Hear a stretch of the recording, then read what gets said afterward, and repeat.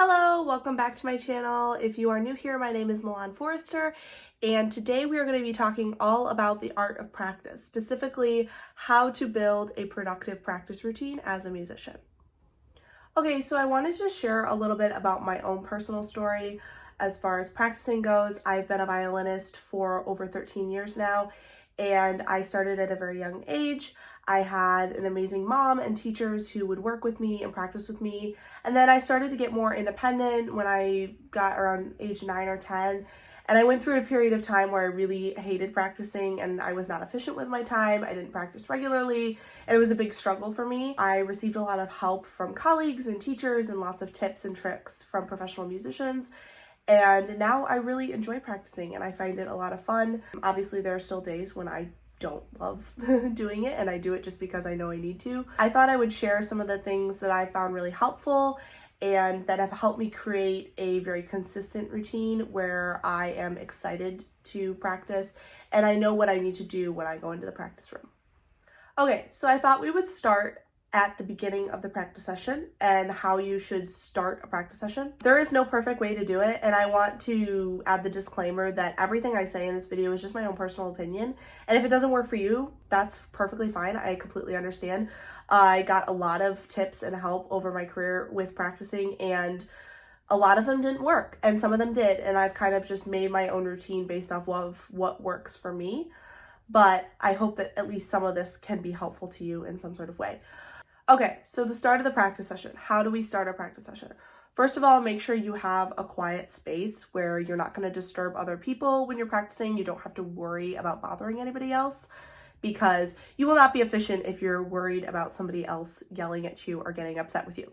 After you have made sure you are in a quiet space, make sure you have everything you need right there. This was something that I had to learn and took me a little bit of time to learn. I would usually start a practice session and say I decided I wanted to practice at 1 o'clock, and 1 o'clock would roll around and I would have to go get a water bottle and I would need a snack and I wouldn't have all my music with me and I would need to tune my violin and clean it and I need to put rosin on the strings or whatever you need for your instrument.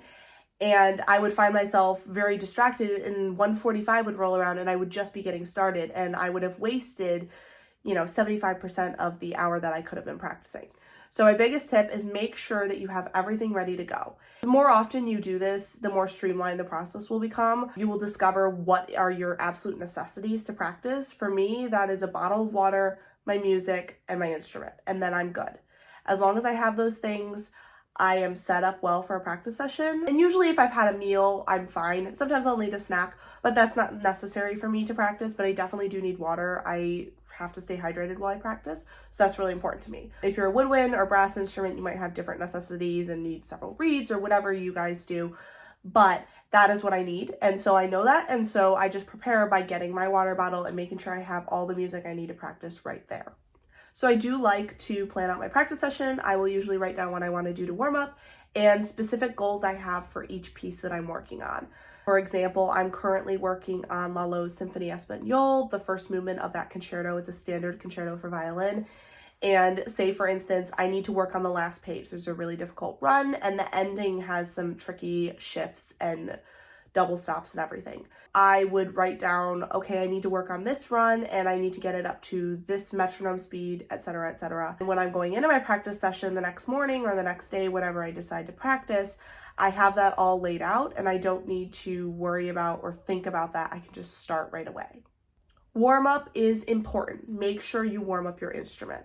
I know for some instruments it's a non-negotiable, like you can't play the instrument if you don't warm it up. But for violinists and oftentimes with string players, I see people who don't feel like they need to warm up and they don't warm up. And I am speaking from somebody who has dealt with injury. It is really, really important to warm up. When I start practicing, I start with scales or some sort of etude that is going to slowly warm up my hands and my fingers so that I am ready to go. I will usually choose a scale that relates to one of the pieces that I'm working on, i.e. if I have a piece that's in B flat major, I might do a B flat major scale just to kind of get that key in my head so that I'm thinking about it as I start practicing the actual piece. My next tip is to practice with the end goal in mind, i.e. what is your goal for this piece or piece of music that you're working on? For a concerto, it might be I have a performance with this in a month and I need to be ready to play this with piano. So I need to make sure that I have it up to the correct speed that I've told the pianist we're going to play it at. I need to know where my entrances are, and maybe I need to make sure that my phrasing is really solid. It depends on the piece, it depends on what your goals are, but make sure you practice with the end goal in mind, specifically performing. And this is a tip that was given to me by my current teacher when I first started with her a few years ago, and it is an amazing tip, and that is to practice performing every single practice session. So every single day, no matter what you're working on, practice performing it at least one time during the practice session. This is something that ties into performance anxiety, and it's something I will talk about more in my next video when I cover that. But for now, the idea of practicing performing every single practice session and doing it with the pieces specifically. It doesn't matter if you literally know 3 measures of a piece. Practice how you would perform that and just do it once during the practice session. What that does is it sets you up for success, and you become really comfortable with the idea of performing through a piece and not stopping for mistakes or fumbles, so that when you go to actually perform the piece, you're more accustomed to playing it over and over and not stopping for mistakes. A lot of times musicians will get really comfortable with pausing and stopping to fix things in a practice session, which is amazing and something you should definitely do. But what happens is then they get into a performance and they might deal with a mistake and they don't know how to handle that, because in a practice session, they always stop and repeat that section and practice it. So it doesn't matter if it's just 3 measures or it's 3 lines or 3 pages. Take the time to go through each of your pieces in a practice session and take a few minutes, play them like you would in a concert. And this gives you also a great reference point for where you're at in the process and how much more work you need to do on that particular section. And it gives you a great reference point for where's my phrasing at, how's my intonation, how are my dynamics, how is this relating to the rest of the piece, etc., etc. So it's a great way to just check in with yourself. I like to do this sometimes at the beginning of the practice session, sometimes I do it at the end. Every once in a while I'll do it in the middle of the practice session, but I usually like to either start or end the practice session with a performance. This is because I don't love practicing before and after a performance. I think sometimes it, for me at least, kind of gets me into this state of like super picky with how I'm playing, and I tend to critique myself a lot more versus starting the practice session and just cold playing the piece and just seeing where you're at. It's a very honest view of what exactly you're at. This usually comes a little later in the process when I know a piece a little better and I'm preparing for a competition or a concert and I don't know how much warm-up time I might have on that piece before I play it. So I will kind of play it cold at the beginning of the practice session and see what exactly are my struggles, where's my intonation failing maybe, where do I need to phrase better, etc., etc. I also will perform it at the end of a practice session, and this is actually one of my favorite ways to end a practice session. It took me a little while to get to the point where I was comfortable ending a practice session with a performance. And the reason is twofold. First is because I often felt like I needed to go back and fix things after performing through something. I would feel like I needed to fix a phrase or whatever, and letting myself go and just be like, no, I am done with the practice session. I ended and I'm completely finished. It was actually really good for me because it forced me to kind of take a step back. The second reason is I really like it because it gives me a very honest and rewarding view of the practice session and how successful I was. I will usually take the time after I've quickly performed through something to write down some notes and ideas for the next day. This is where my practice journal comes in handy. And I'll just write down really quickly, these are some things that were really great about the performance, and these were some things that I struggled with. You want to choose both good and bad things to highlight from your practice performance and not just critique yourself. Because realistically, your audience is not listening to you to critique you. They're listening to you because they really want to hear your music and they really want to enjoy it. And so you want to make sure that you're thinking about the things that you're doing really well so you can continue to do them well. Versus if you're constantly critiquing yourself, you might skip over some of those amazing parts that you're working on that you don't even realize you're doing, and you might lose them in the process of trying to fix other things. Okay, I'm editing this video right now, and I just wanted to pop on quickly and say another way that you can have a great gauge for what you're doing super well in a practice session and what you need to improve on is by recording your practice performances or even your whole practice session. I found this really helpful, and I often realize when I watch the recording back that the things that I thought I didn't do super well didn't come across like really terrible at all. Or I will see things that I didn't hear when I was playing through it that I did amazing and I thought were really cool. And it just gives you a great way to have another perspective and more of an audience view of what your performance is looking like. Okay, so what about mistakes in practicing? This is a loaded question. This is a big question. This is something I think everybody struggles with. How do we deal with mistakes in practice sessions?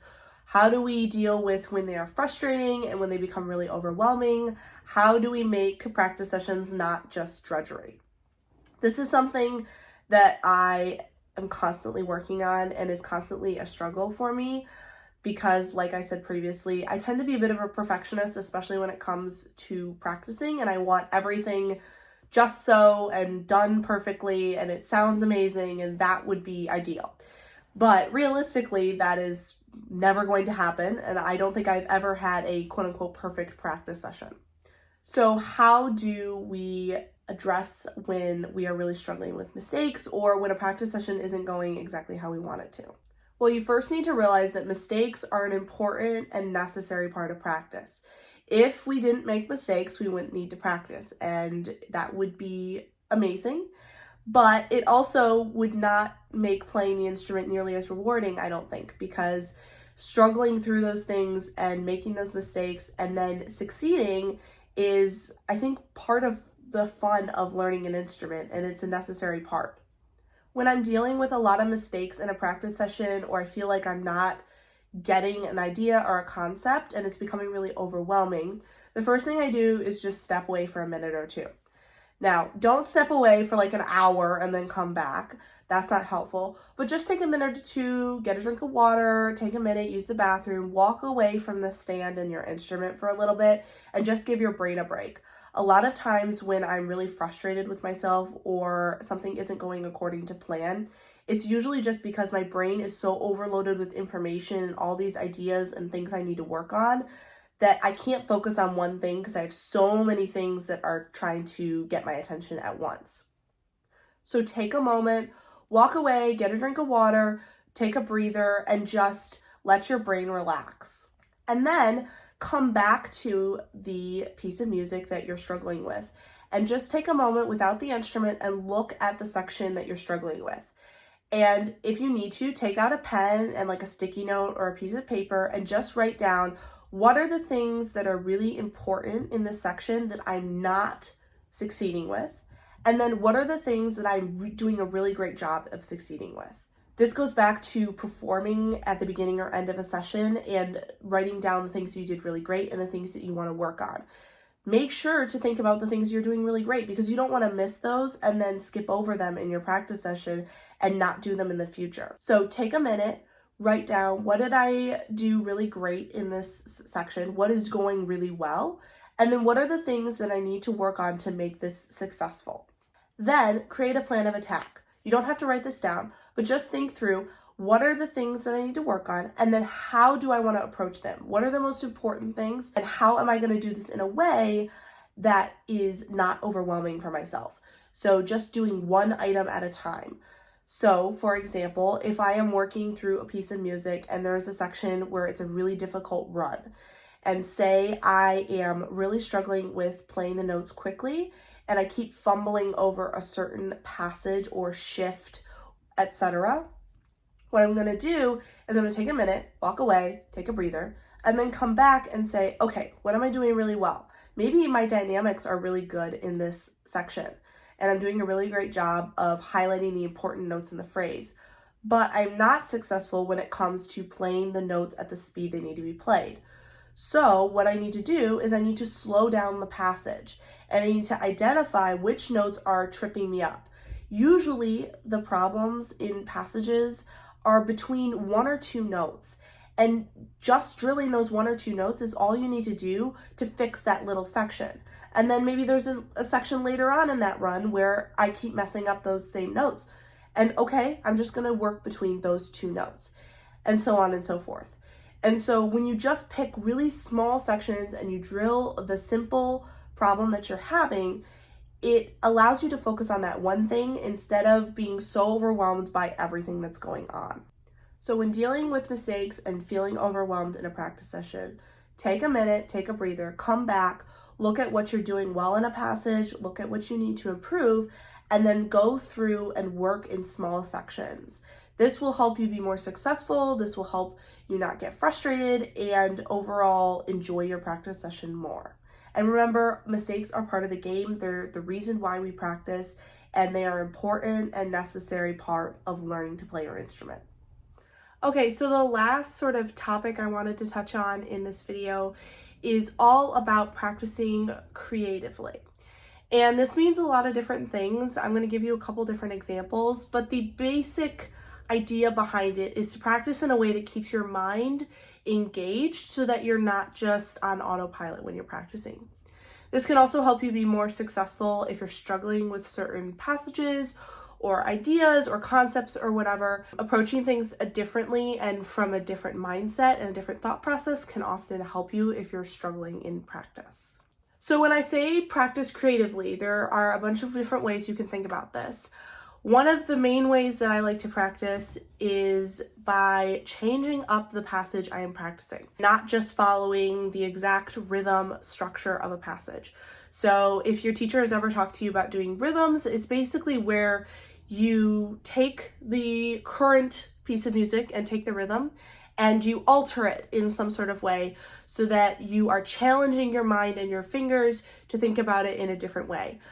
It's been really, really helpful for me. A lot of times if I'm struggling with a fast passage where my fingers aren't moving fluidly or I'm struggling with a couple notes in it, I will just change up the rhythm a little bit and challenge my fingers in a different way. And this looks a little bit different for each instrument, and I know that it's probably different for winds than it is for strings, but the basic idea is to change up how you're playing the passage so your mind has to think about it in a different way. Another way you can practice creatively, and this isn't necessarily always practicing, is listening to recordings. This is the best way to be successful when learning new pieces and while learning them and mastering them for performances or concerts or just for yourself. Listen to lots and lots of different recordings because everybody has their own way of playing pieces. And the best way to get inspiration and ideas for phrasing and how you're going to play the piece is to listen to lots of different interpretations. I usually pick at least 3 different recordings I listen to on a regular basis for each piece. And for orchestra recordings, I usually try and pick an American orchestra and then an orchestra over in Europe, and then find an additional one as well, especially with orchestra recordings. Sometimes orchestras in Europe play things in a different style, and it can help you think about how to play the music a little differently, and you might hear different things than with an American orchestra. If you're looking at solo works, pick, one of the mainstream artists, Hilary Hahn, Ray Chen, etc. for violin, or whoever is big in your instrument, and listen to their recording. And then also try and find some recordings of maybe some lesser known artists that are coming up that might be younger or have studied with some different teachers, so you can get kind of a different perspective and listen for different things in the recording. Another way I love to use recordings is to play along with the recording, especially if I am trying to figure out exactly how I want to play a piece. I often find that playing along with a recording challenges me to alter how I'm playing and kind of fit in with a different style of playing than I would normally. And it's also a great way to practice performing, going back to that idea. It gives you an opportunity to really embrace that performance aspect. And a lot of times if you're practicing a concerto, then you can practice it along with orchestra as if you were playing it with orchestra. I also find that playing along with a recording helps if I am struggling with finding a good tempo for a piece. Obviously, a lot of professional musicians tend to play the standard rep a little bit faster than maybe as a student you would play it, but it can be nice to challenge yourself and really get into the flow of the piece. and play along with a professional that may be playing it a little bit faster, but kind of challenge yourself to think through the music quickly and challenge your fingers a little differently. The last thing I want to touch on in today's video is just how to end a practice session. Obviously, I've talked about a lot of different ideas and things you can try to help make your practice more effective and interesting and more fun. But my main thing is to always end your practice on a good note, or as good a note as you possibly can. Try and end when you are feeling really good about where you're at in a piece.